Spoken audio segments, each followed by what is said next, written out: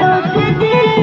तोरा जैसन मारा के माथा के दादा के चोलिए में झोंक दे तोरा जैसन मारा के माथा के दादा के चोलिए में झोंक दे। परेशान हो गए बने